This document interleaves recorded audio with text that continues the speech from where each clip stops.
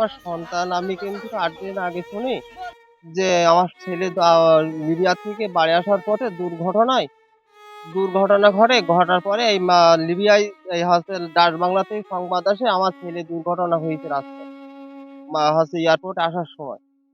তা আমার কাছে একটাই অনুরোধ, আমার সন্তান, সরকারের কাছে আবেদন, আমি আমার সন্তানের যেন দ্রুতভাবে আমি হচ্ছে ফিরে পাতে চাই সরকারের কাছে। এটুখানি আমার হচ্ছে অনুরোধ। তাই বলছি যে মা ধরো বলতে পারছে না, এখন ধরো আমরা চাষিরা বলতে সজীব আমার ভাইপো। গত সোমবার সংবাদ আসে ডাচ বাংলা থেকে যে উনি সড়ক দুর্ঘটনায় মারা গিয়েছে। তা আমরা এখনো পর্যন্ত জীবিত কি মৃত এখনো তার সন্ধান পাইনি। তো বাংলাদেশ সরকারের কাছে আবেদন একটাই যে আমাদের মাঝে অতি দ্রুত যেন যে কোনো একটা আমাদের দেয়। আমার ছেলেকে সকালবেলা ফোন দিচ্ছে আমি ভোর 6টায়, বলি যাবো তুমি কন এটা বস আম্মু আমি গাড়িতে উঠেছি, আমার মাথা ব্যথা করছে, তা তোমার আমি সকাল সন্ধ্যে গাড়িতে উঠেছি, তা আমার মাথা ব্যথা করছে, আমি তোমার ওই ৩০০ পার হয়ে আমি তোমার কাছে আমি সন্ধ্যের সময় ওই ফোন দিয়ে জানাই দেবো।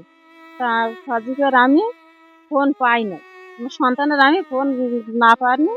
তো আমি সরকারের কাছে আবেদন করছি আমার সন্তানের মৃত আছে কি জীবিত আছে, আমার সন্তানের চাই। এই সজীব 5 বছর আগে বিদেশ গিয়েছিল লিবিয়ায়।